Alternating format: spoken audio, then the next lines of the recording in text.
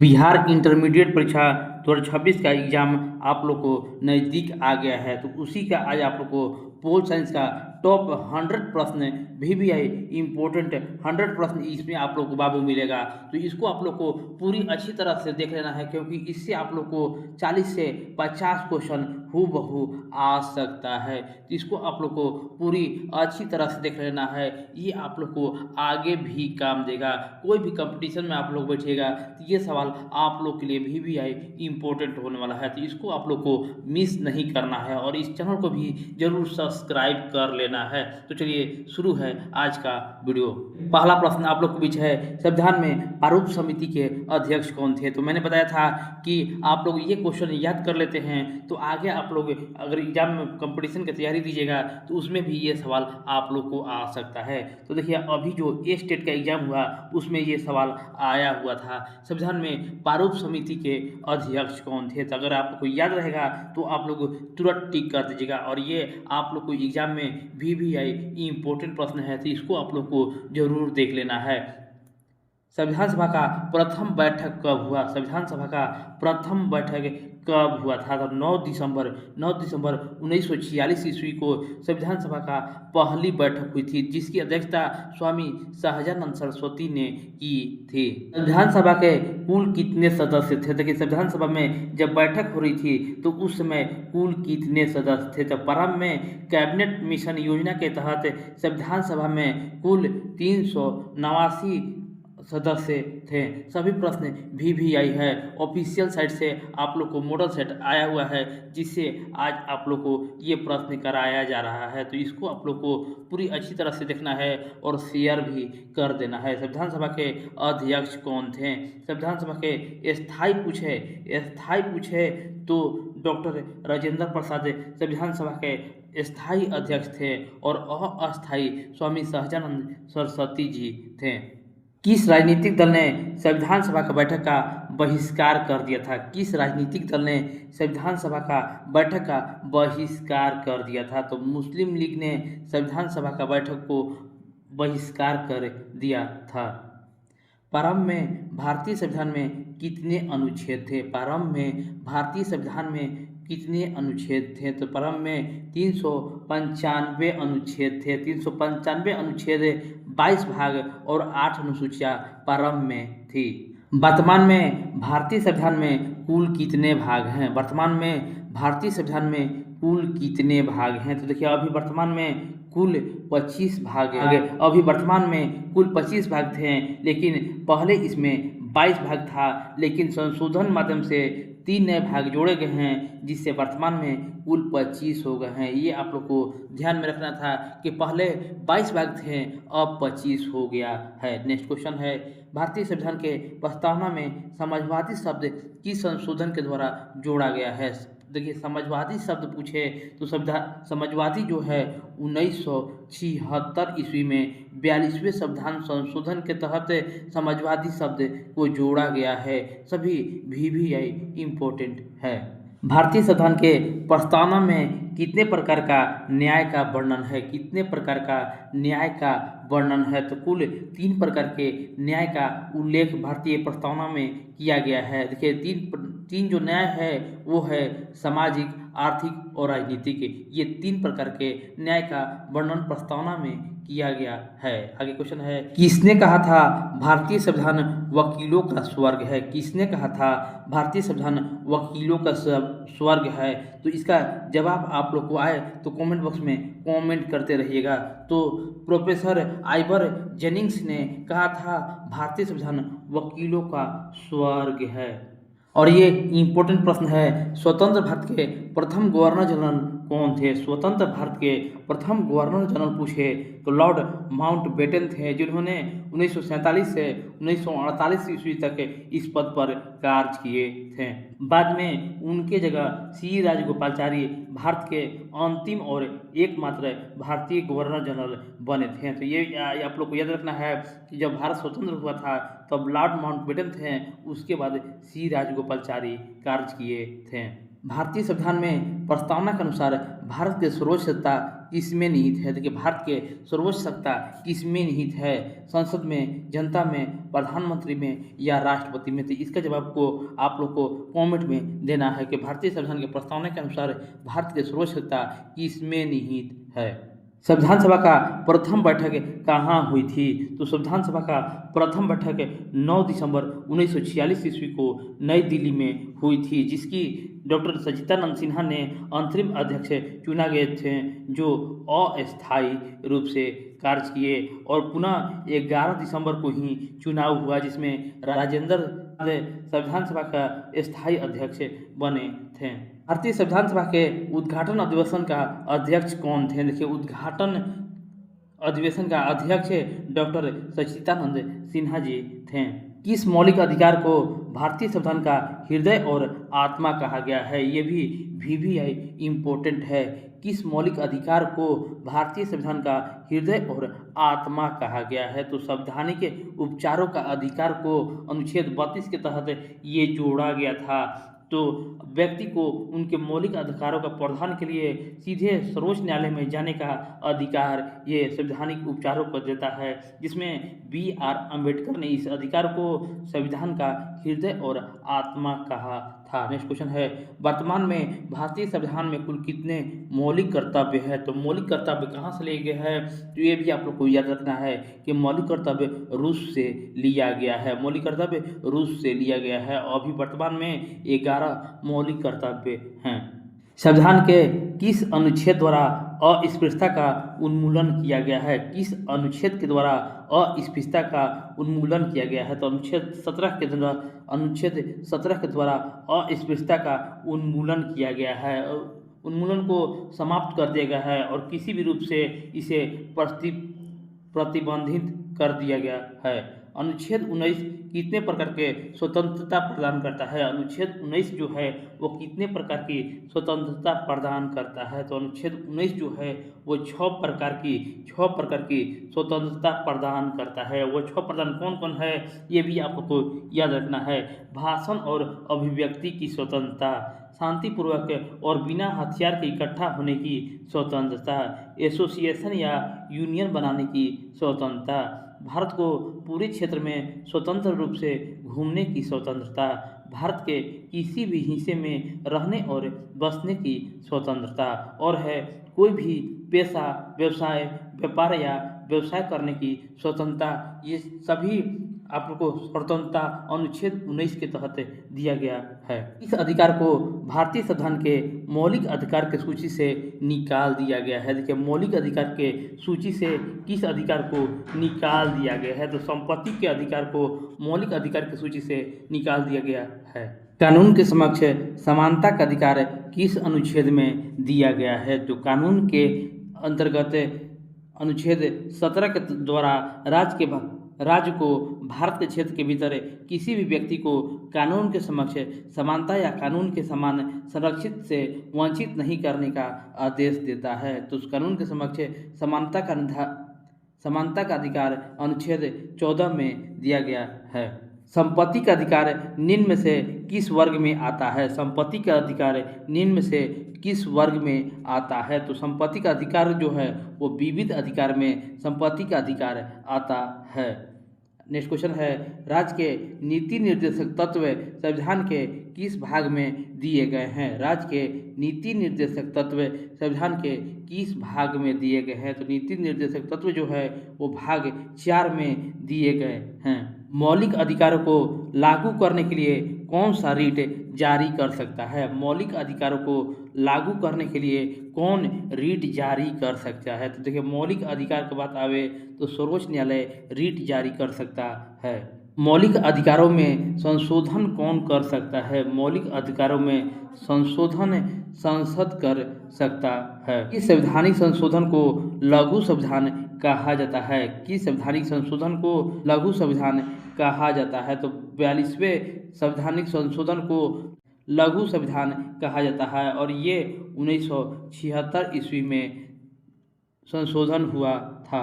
संविधान का कौन सा अनुच्छेद संशोधन की प्रक्रिया का वर्णन करता है? कौन सा अनुच्छेद जो है वो संशोधन की प्रक्रिया का वर्णन करता है? तो इसका जवाब कमेंट बॉक्स में आप लोग को देना है कि कौन सा संविधान का अनुच्छेद है जो संविधान के संशोधन का वर्णन करता है, और ये दक्षिण अफ्रीका देश से लिया गया है। अनुच्छेद 324 किस संस्था के गठन और कार्य का वर्णन करता है? अनुच्छेद 324 VVI इम्पोर्टेंट है और ये चुनाव आयोग से संबंधित है। 324 मूल संविधान के अनुसार चुनाव आयोग में कितने सदस्य थे? मूल संविधान के अनुसार चुनाव आयोग के कितने सदस्य थे? तो मूल सदस्य के देखिए 1 सदस्य थे। राज्य का प्रमुख कौन होता है? राज्य का प्रमुख कौन होता है? प्रधानमंत्री, राष्ट्रपति, उपराष्ट्रपति या कोई नहीं? तो देखिए जब राज्य का प्रधान पूछे तो राष्ट्रपति होता है, लेकिन राष्ट्रपति के स्थान पर राज्यपाल हो जाएगा। राज्य का प्रमुख जो होता है वो राज्यपाल होता है। किस अनुच्छेद के अंतर्गत राज्यों में राष्ट्रपति शासन लागू किया जा सकता है? किस अनुच्छेद के अंतर्गत राज्यों में राष्ट्रपति शासन लागू किया जा सकता है? तो इसके 356 के द्वारा राज्यों में राष्ट्रपति शासन लागू किया जा सकता है। भारतीय संविधान के अनुच्छेद 61 के अंतर्गत किस पर महाभियोग लगाया जा सकता है? देखिए अनुच्छेद 61 VVI इम्पोर्टेंट प्रश्न है और ये राष्ट्रपति पर महाभियोग लगाया जाता है अनुच्छेद 61 के द्वारा। मंत्रिपरिषद सामूहिक रूप से किसके प्रति उत्तरदायी होता है? मंत्रिपरिषद की बात करेगा तो सामूहिक रूप से लोकसभा के प्रति उत्तरदायी होता है और ये 75 के 3 के द्वारा ये मंत्रिपरिषद जो है वो उत्तरदायी होता है। प्रधानमंत्री मनमोहन सिंह किस सदन के सदस्य थे? देखिए प्रधानमंत्री मनमोहन सिंह राज्यसभा के सदस्य थे और ये असम से बिलोंग करते थे। नेक्स्ट क्वेश्चन है, निम्न में से कौन राज्य में केंद्र का प्रतिनिधित्व करता है? कौन राज्य में केंद्र का प्रतिनिधित्व करता है? तो देखिए राज्य में प्रतिनिधित्व करता है राज्यपाल। भारत का पहली महिला राष्ट्रपति कौन है? भारत की पहली महिला राष्ट्रपति कौन है? तो देखिए भारत की पहली महिला राष्ट्रपति प्रतिभा देवी सिंह पाटिल थी जो 12वीं राष्ट्रपति थी और ये 2007 से 12 तक भारत के पहली राष्ट्रपति रही थी। किस राज्य में विधानमंडल में विधान परिषद नहीं है? किस राज्य के विधानमंडल में विधान परिषद नहीं है? तो तमिलनाडु में विधान परिषद नहीं है। किसी राज्य के विधानसभा में अधिकतम कितने स्थान हो सकते हैं? किसी राज्य के विधानसभा में अधिकतम कितने स्थान हो सकते हैं? अधिकतम कितने सीटें हो सकते हैं? तो लगभग 500 सीटें हो सकते हैं और ये अनुच्छेद 170 में वर्णन है कि राज्य के विधानसभा में अधिकतम 500 सदस्य हो सकते हैं और न्यूनतम सदस्यों की संख्या 60 होती है। संसद की संयुक्त बैठक की अध्यक्षता कौन करता है? ये भी VVI इम्पोर्टेंट क्वेश्चन है। संसद की संयुक्त बैठक की अध्यक्षता लोकसभा के अध्यक्ष करता है और जब ये अनुपस्थित रहेगा तो लोकसभा के उपाध्यक्ष भी कर सकता है और वो उपाध्यक्ष भी अनुपस्थित रहता है तो राज्यसभा के उपाध्यक्ष कर सकता है। निम्न में से किस सदन में प्रधानमंत्री के विरुद्ध अविश्वास प्रस्ताव लाया जा सकता है? देखिए किस सदन में प्रधानमंत्री के विरुद्ध अविश्वास प्रस्ताव लाया जा सकता है? तो लोकसभा में प्रधानमंत्री के विरुद्ध अविश्वास प्रस्ताव लाया जा सकता है। 18वीं लोकसभा में कांग्रेस पार्टी को कितनी सीटें मिली थी? देखिए 18वीं लोकसभा में कांग्रेस पार्टी को कितने सीटें मिली थी? तो देखिए 99 सीटें 18वीं लोकसभा जो 2024 में हुआ उसमें कांग्रेस पार्टी को 99 सीटें मिले हुई है। धन विधेयक संसद में पेश करने से पहले किसकी अनुमति लेना आवश्यक है? धन विधेयक संसद में पेश करने से पहले किसकी अनुमति लेना आवश्यक है? तो ये राष्ट्रपति की अनुमति लेना आवश्यक होता है कि धन विधेयक को संसद में पेश करने से पहले भारत के राष्ट्रपति की पूर्व सहमति आवश्यक है। राष्ट्रपति की सिफारिश के बाद ही इसे लोकसभा में पेश किया जा सकता है। लोकसभा का विघटन कौन कर सकता है? तो लोकसभा का विघटन होता है 85 के 2 के तहत और ये राष्ट्रपति कर सकता है। कौन राज्यसभा का पदेन अध्यक्ष होता है? कौन राज्यसभा का पदेन अध्यक्ष होता है? तो उपराष्ट्रपति राज्यसभा का पदेन अध्यक्ष होता है। राज्यसभा के सदस्यों का कार्यकाल कितना होता है? राज्यसभा के सदस्यों का कार्यकाल 6 वर्षों का होता है। लोकसभा में संघ शासित प्रदेशों को कितना स्थान दिया गया है? लोकसभा में देखिए संघ शासित प्रदेशों को कितने स्थान दिया गया है? तो यहाँ पर 20 स्थान यानी 20 सीट लोकसभा में दिया गया है। लोकसभा की पहली महिला अध्यक्ष कौन है?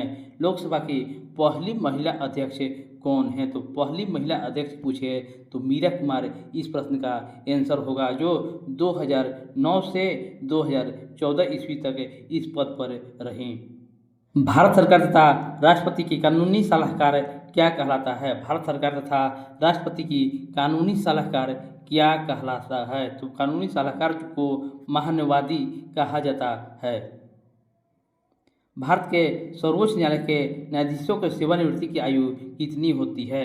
भारत के सर्वोच्च न्यायालय के न्यायाधीशों के सेवानिवृत्ति की आयु कितनी होती है? तो 65 वर्ष सेवानिवृत्ति की आयु होती है। भारत का सर्वाधिक प्राचीन उच्चतम न्यायालय कौन सा है? भारत का सर्वाधिक प्राचीन उच्चतम न्यायालय कौन सा है? तो सर्वाधिक प्राचीन जो उच्चतम न्यायालय है वो कलकत्ता उच्च न्यायालय है, जो 1862 में स्थापना हुआ था 2 जुलाई को। भारत में न्यायिक समीक्षा की व्यवस्था किस देश के संविधान से ली गई है? भारत में न्यायिक समीक्षा का व्यवस्था जो है वो अमेरिका देश से ली गई है। किस अनुच्छेद के अंतर्गत उच्चतम न्यायालय रीट जारी कर सकता है? किस अनुच्छेद के तहत उच्चतम न्यायालय रीट जारी कर सकता है? तो 226 के तहत उच्चतम न्यायालय रीट जारी कर सकता है। तो फ्रेंड इसको आप लोग को लाइक करते रहना है। चलिए नेक्स्ट क्वेश्चन पर हम चलेंगे। भारत के संघीय व्यवस्था में अपशिष्ट शक्तियाँ किसके पास होता है? भारत में संघीय व्यवस्था का अपशिष्ट शक्तियाँ किसके पास होती है? तो अपशिष्ट शक्तियाँ जो है वो केंद्र सरकार के पास होती है। संघ सूची में कुल कितने विषय हैं? संघ सूची में कुल कितने विषय हैं? तो संघ सूची में कुल 100 विषय हैं। सारा प्रश्न इम्पोर्टेंट है, लाइक शेयर करते रहिएगा और इसको शेयर अपने दोस्तों को भी कर दीजिएगा। संविधान के किस अनुच्छेद में केंद्र और राज्यों के मध्यों का वितरण का प्रावधान है? संविधान के किस अनुसूची में केंद्र और राज्यों के मध्य शक्तियों के वितरण का प्रावधान है? तो 7वीं अनुसूची में केंद्र व राज्यों के मध्य शक्तियों का वितरण का प्रावधान है। भारतीय संविधान अर्थसंघात्मक है किसने कहा था? भारतीय संविधान अर्थसंघात्मक है किसने कहा था? तो ये केसी व्हीलर ने कहा था कि भारतीय संविधान अर्थसंघात्मक है। विदेश संबंध का विषय कौन सी सूची में रखा गया है? विदेश संबंध का विषय किस सूची में रखा गया है? तो विदेश संबंध जो है वो संघ सूची में रखा गया है। संविधान का कौन सा संशोधन ग्राम पंचायत से संबंधित है? कौन सा संशोधन है जो ग्राम पंचायत से संबंधित है? तो 73वां संविधान संशोधन जो है वो ग्राम पंचायत से संबंधित है और ये 1992 ईस्वी में हुआ था, जिसमें भारत के पंचायती राज व्यवस्था को संवैधानिक दर्जा दिया गया था। भारत में किस राज्य में सर्वप्रथम पंचायती राज की स्थापना हुई थी? तो भारत के किस राज्य में सर्वप्रथम पंचायती राज की स्थापना हुई थी? तो सर्वप्रथम 2 अक्टूबर 1959 ईस्वी को राजस्थान के नागौर जिलों में पंचायती राज की स्थापना हुई थी। पंचायती राज दिवस कब मनाया जाता है? पंचायती राज दिवस कब मनाया जाता है? तो 24 अप्रैल को पंचायती राज दिवस के रूप में मनाया जाता है। 74वें संशोधन द्वारा संविधान के कौन सी अनुसूची जोड़ी गई है? 74वें संशोधन द्वारा संविधान के कौन सी अनुसूची जोड़ी गई है? तो 12वीं अनुसूची 74वें संविधान संशोधन के द्वारा जोड़ी गई है, जो नगर पालिकाओं स्थानीय स्वशासन से संबंधित है। भारतीय संविधान को संविधान प्रक्रिया किस देश से प्रभावित है? यानी भारतीय संविधान संशोधन प्रक्रिया किस देश से लिया गया है? तो देखिए अनुच्छेद 368 के तहत या दक्षिण अफ्रीका के तहत संविधान संशोधन की प्रक्रिया को लिया गया है। संविधान का कौन सा अनुच्छेद वित्तीय आपातकाल से संबंधित है? वित्तीय आपातकाल से कौन सा संबंधित है? तो भारतीय संविधान का अनुच्छेद 360 जो है वो वित्तीय अपराध से संबंधित है।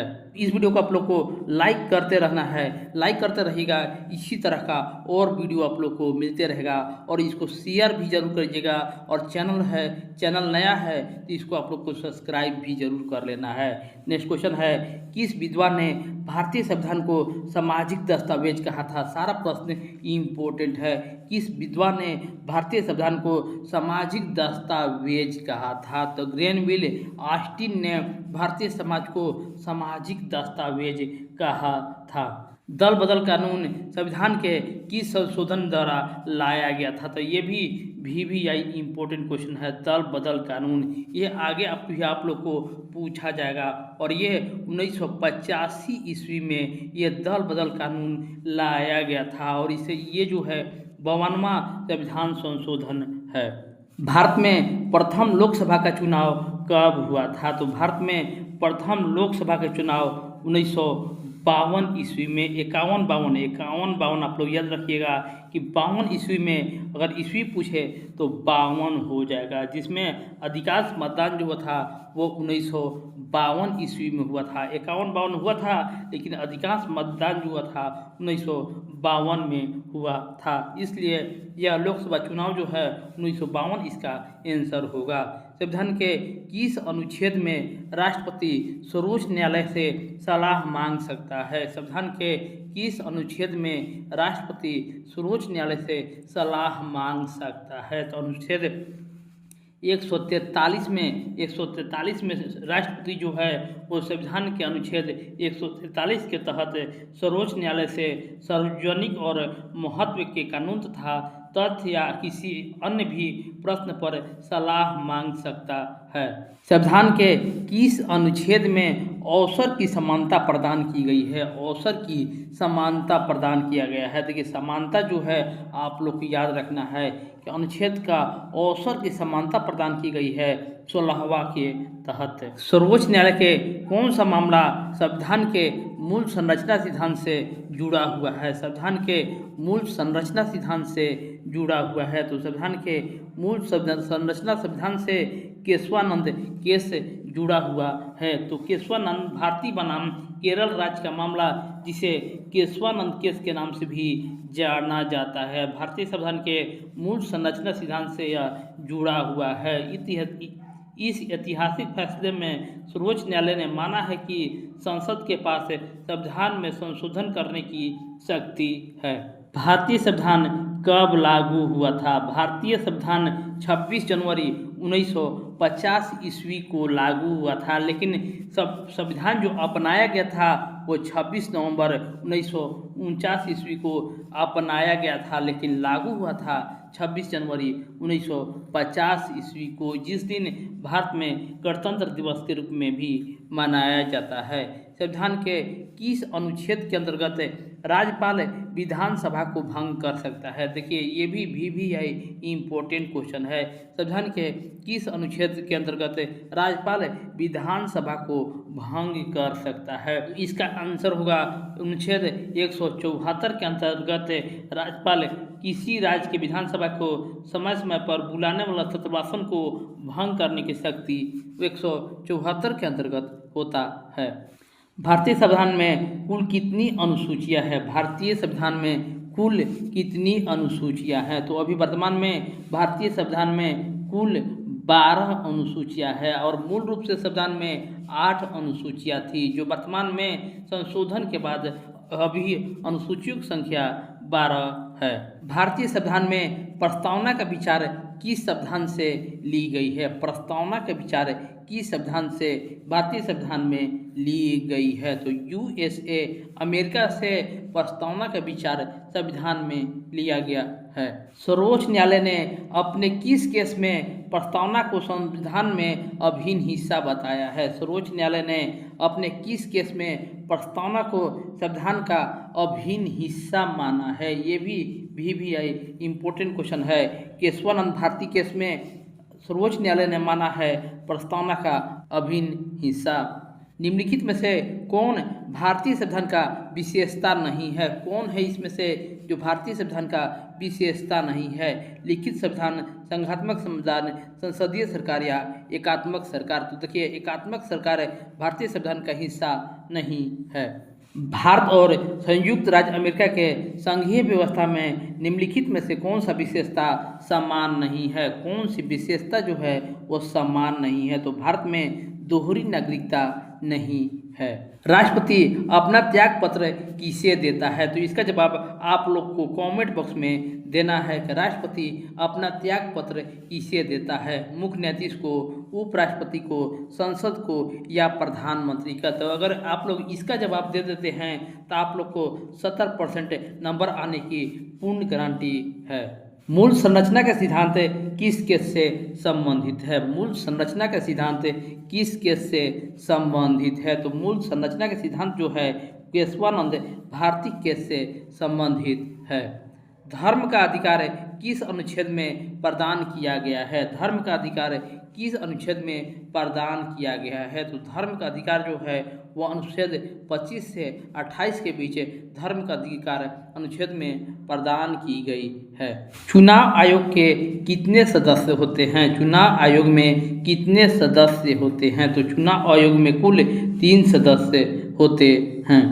राष्ट्रपति किसकी अनुशंसा पर चुनाव आयुक्तों को हटा सकते हैं? राष्ट्रपति किसकी अनुशंसा पर चुनाव आयुक्तों को हटा सकते हैं? तो मुख्य चुनाव आयुक्त की अनुशंसा पर चुनाव आयुक्तों को हटाया जा सकता है। यूपीएससी के कार्यों का वर्णन किस अनुच्छेद में किया गया है? तो देखिए, यूपीएससी का कार्यों का वर्णन किस अनुच्छेद में किया गया है? तो 320 अनुच्छेद में यूपीएससी के कार्यों का वर्णन किया गया है। नेक्स्ट क्वेश्चन है, संविधान के किस अनुच्छेद में राष्ट्रीय आपातकाल की घोषणा की गई है? राष्ट्रीय आपातकाल की घोषणा की गई है। तो आपातकाल की घोषणा जो है ऑप्शन बी 352 में आपातकाल की घोषणा की गई है। राष्ट्रपति पद के लिए न्यूनतम आयु क्या होती है? तो इसका भी जवाब आप हमारे कमेंट बॉक्स में जरूर दीजिए कि राष्ट्रपति पद के लिए न्यूनतम आयु क्या होती है। कमेंट में आप लोग दीजिएगा, तभी आप लोग आगे की तैयारी कर पाइएगा, क्योंकि सभी लोग इसका आंसर जरूर देना है। सर्वप्रथम किस राष्ट्रपति ने पॉकेट वीटो का उपयोग किया था? सर्वप्रथम किस राष्ट्रपति ने पॉकेट वीटो का उपयोग किया था? ये भी VVI इम्पोर्टेंट क्वेश्चन है। तो सबसे पहले ज्ञानी झैल सिंह ने जो प्रेसिडेंट थे, ज्ञानी झैल सिंह ने सबसे